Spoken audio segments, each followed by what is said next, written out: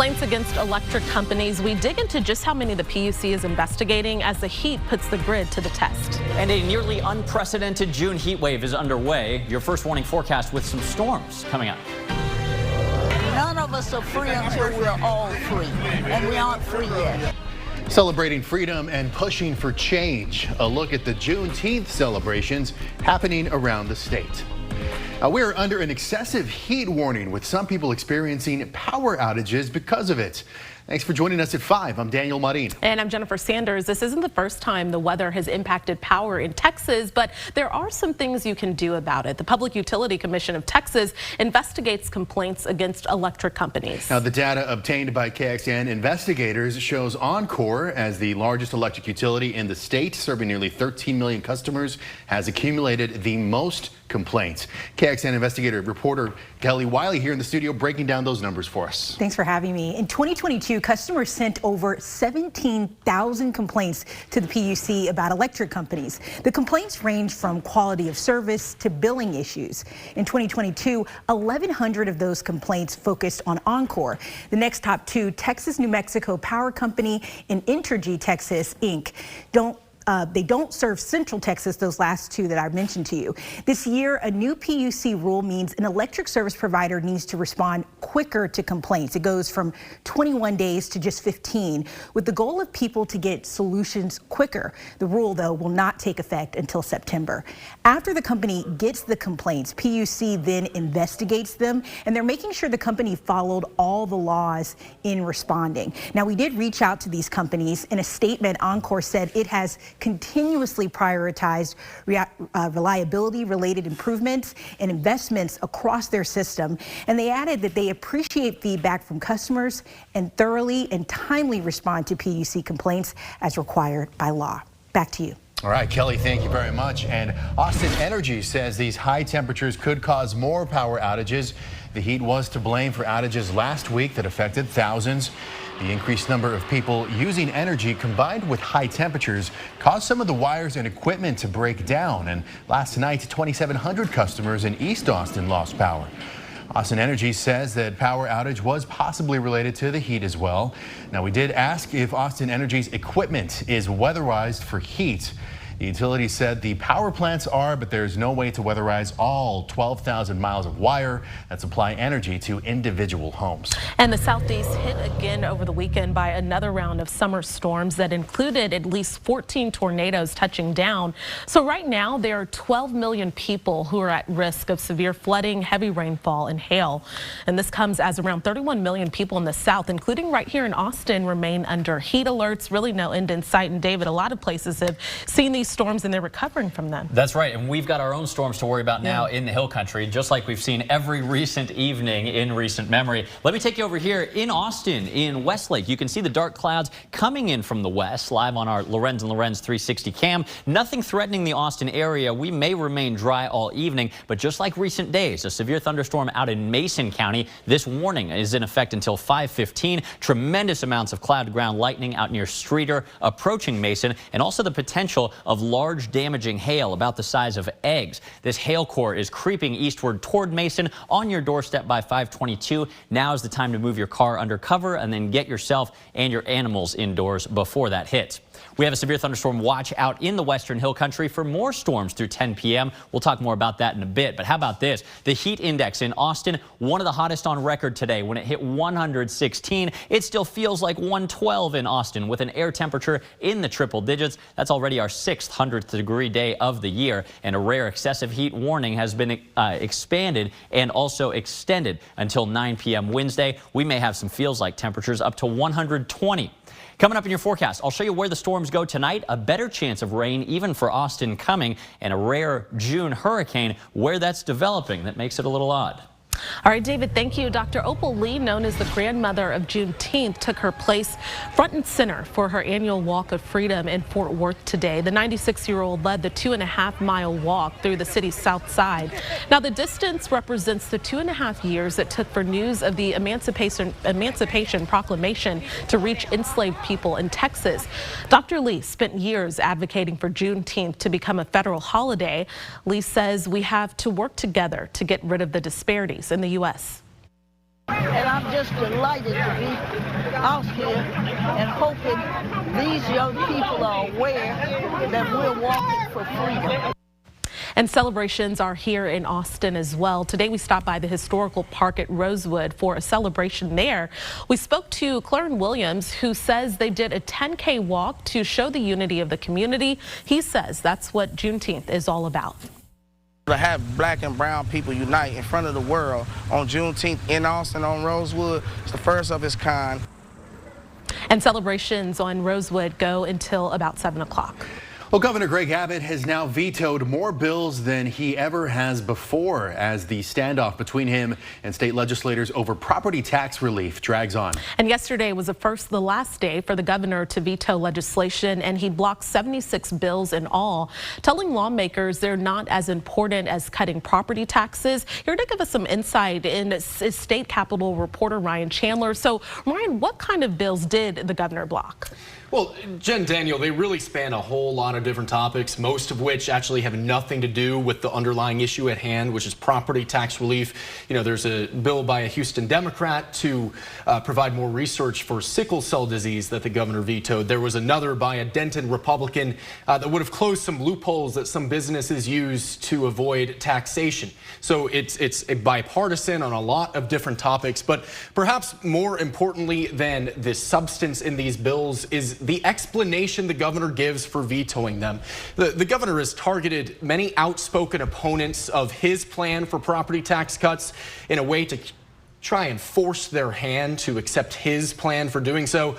In fact, in explaining why he's vetoing a lot of this legislation, he says to legislators, your bill may be important, but it's not as important as cutting property taxes, so we can pick your bill back up only after you pass my plan for relief. And Ryan, is there any sense that the governor's vetoes are making kind of any progress towards a property tax deal? In short, no. It doesn't seem like legislators are any closer to a compromise as they were a week ago or 6 months ago. In fact, the governor has invited a lot of condemnation from top Republicans for all of these vetoes, most notably Lieutenant Governor Dan Patrick, who has accused the governor of misusing that veto power.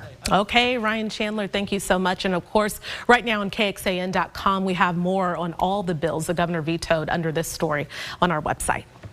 Well, following years of KXAN investigations, Governor Abbott has signed a bill into law to give more power to the Texas Commission on Law Enforcement to set and enforce standards for police across the state.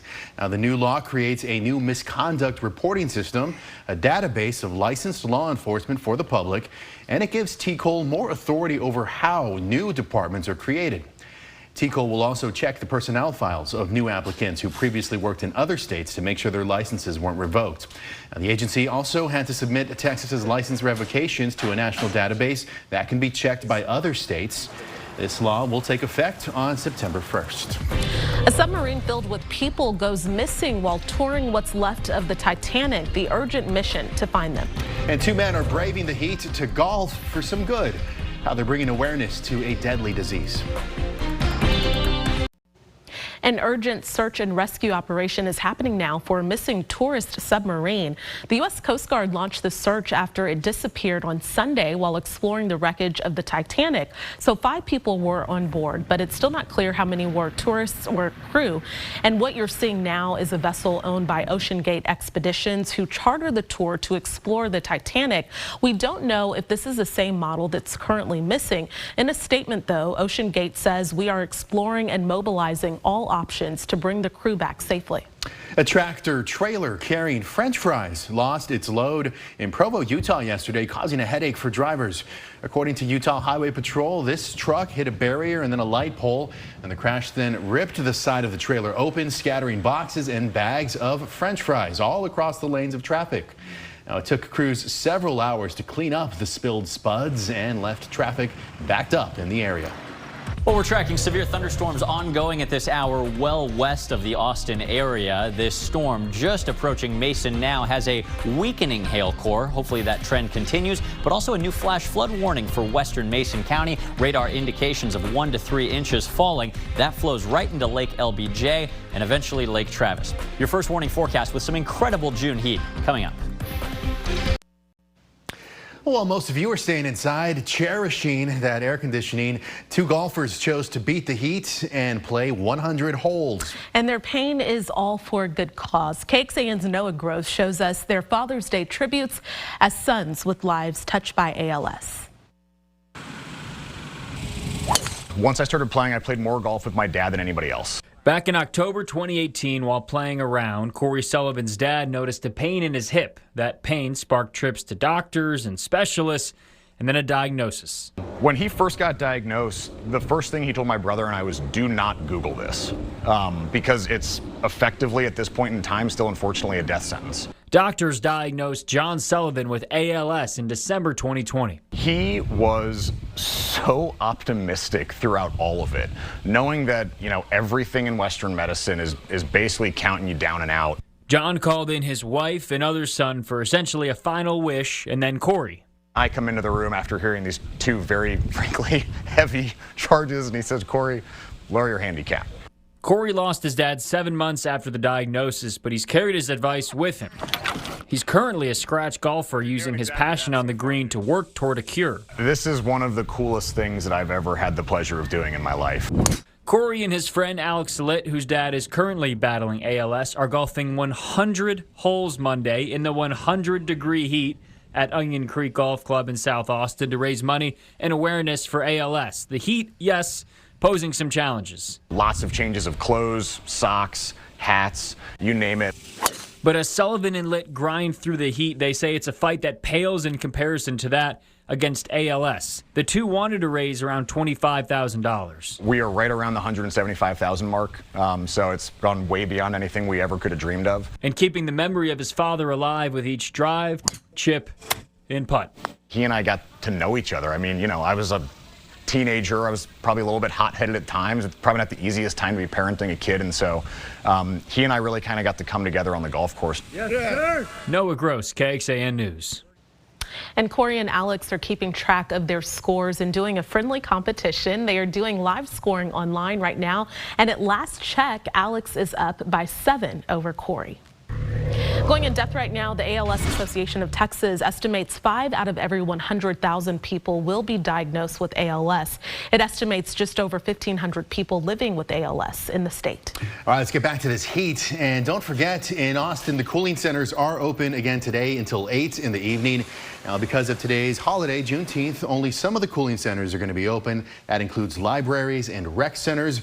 You can find a location near you over at KXAN.com. And David, we know these cooling centers will be so critical for our neighbors over the next few days. Our heart just goes out to anybody who has to work in this or who might be experiencing homelessness and stuck in this weather. This would be an impressive heat wave for early August, but here we are in June. This is pretty much unprecedented. Here are the 3 big things that you need to know. Very rare June heat wave is underway with dangerous heat and humidity, but hey, look at this. A better shot of some late day storms is coming in at times over the next few days. We do have a few dark clouds, but no rain threatening Austin right now. It's 102 after a 103-degree high so far. Look at this, some incredible heat elsewhere. 110 in San Angelo. Their hottest temperature ever, not just for June, but ever, was 111. They tied that today. Down in Laredo, 114. Del Rio may break their all-time record high of 112. Expected to hit 115 there tomorrow. Incredible. This is a big, strong heat ridge of high pressure just southwest of us. The good shade of news that I've got for you, it is a sliver of good news, but we'll take it, is that the ridge shrinks and contracts a little bit away from us, leading to a better chance of rain and a slight decrease in temperatures during the middle of this week. But don't get used to it, because by Friday into the coming weekend, and possibly even longer than that, the heat ridge strengthens, it reestablishes itself right over us, and this could lead to triple digits every single day, not only through the next week, but through the end of the month, with hotter than normal weather expected to continue, possibly even into the early part of July. The hottest June temperatures on record, some of these are going to be threatened in our 7-day forecast, if you can imagine that. Just yesterday, this was one of the hottest we've ever seen during this calendar month. We hit 106. By the weekend, I'll show you where we may be climbing to this. And if you're wondering why this incredibly, almost unprecedented heat wave is happening yet again, our partners at Climate Central said this kind of heat this early in the summer would be virtually impossible without man-made climate change. Now, we'll be hot for the next few days, but also some of us, especially in the hill country, will be a little stormy. Another batch of severe storms with hail and even flash flooding right now in Mason County. Just got a new 5 p.m. run of our high-resolution forecast, a little overblowing the storms right now. But we do expect some isolated severe storms in the hill country through 6 p.m. and more of these could be ongoing, mainly west of Austin, through about 8 or 9 o'clock. After that time, the rain dies out. Tomorrow, we'll do it again. Morning clouds, really hot afternoon sun. Then, even though this model is not quite on board, I do expect a couple strong storms late in the hill country. On Wednesday, this is our best shot of rain, even in Austin. Remember, that's when the ridge shrinks away for a short time. On Wednesday afternoon, it'll still be hot, it'll still be dry, but Wednesday evening, watch this. Models are a little more excited about a complex of storms, not only in the hill country, but possibly moving into Austin on Wednesday evening. We'll have to keep an eye on these trends. Some of these storms Wednesday could be strong to severe as well. If that happens, fingers crossed it will, more of us, not just in the hill country, will see measurable rain. With that said, I'm not quite sure we'll squeeze 3 to 4 inches out of these unless you're in a very lucky spot. Hey, in the tropics today, as Atlantic hurricane season is ongoing, some big news here as well.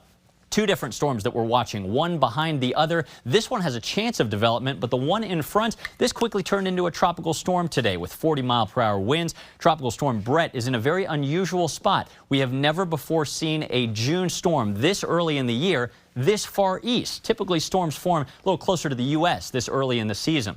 Brett, nevertheless, is expected to gain hurricane strength on its way toward the Caribbean this weekend. A lot of uncertainty remains in the track beyond that, so, of course, we'll keep you advised right here. Tonight's forecast, just like last night, record warmth is possible, 80 degrees with a 20% chance of storms early. Tomorrow, 20% chance of storms late, but not before a record high. 106 is the current record. I think we hit 107, never before done on tomorrow's date in Austin. Summer officially begins at 104 on Wednesday, but that's when we have a better chance of rain late. After the rain chances dwindle this coming weekend, some incredible heat. 106 Saturday and 108, one of the hottest ever in June on Sunday. Well, the sights and smells of barbecue are flowing throughout Hutto today. It's because of the National High School Barbecue Championship. We're going to hear from some of the teenagers into what makes the best plate of meat in the country. The National High School Barbecue Championship just wrapped up today in Hutto. And teams from around the country were put to the test. KXAN photojournalist Tim Holcomb went behind the grill to see what it takes to cook up the best barbecue. So today we have the top high school barbecue teams across America competing for the national championship trophy. I am smoking ribs for the competition. We have 6 items to prepare. I'm slicing this skirt steak. The Dutch oven dessert, chicken, pork chop, flank steak for tacos. We've got 52 teams outside. They're competing for bragging rights and who's going to be the best cook. We make the best barbecue. But we're here to win. I want to do as good as I can on my part. Kids get the opportunity to learn teamwork and communication and problem solving. And you see the heat out there, being able to cook in 102-degree weather. Also a little bit of work ethic and grit. We're also here just to have fun and to learn a lot. We had to wake up really early for this. I am making these skirt steak tacos. Our goal is to get it all over the country so we can get more scholarships for the students competing. We learn every time we cook and every time we do barbecue. It's nice to learn new things, talk to other people, see how to do things differently, and just know what to do, so you're better next time. There we go. Pretty pork butt. Cut it. Don't you think? It was a bunch of teachers getting together to really engage kids and get them excited about learning, and in the end, it turned into this. Success. But we are hoping to definitely make it. We're here to win. And the prizes for the winners include a big WWE-style championship belt, a 55-gallon drum smoker, scholarships, as you heard, and more. We are still waiting to learn which team is taking home those prizes. We're going to update you as soon as we find out over on KXAN.com. Well, tonight on KXAN, it's American Ninja Warrior at 7, The Wall at 8, The Weakest Link at 9, right before KXAN News at 10 o'clock.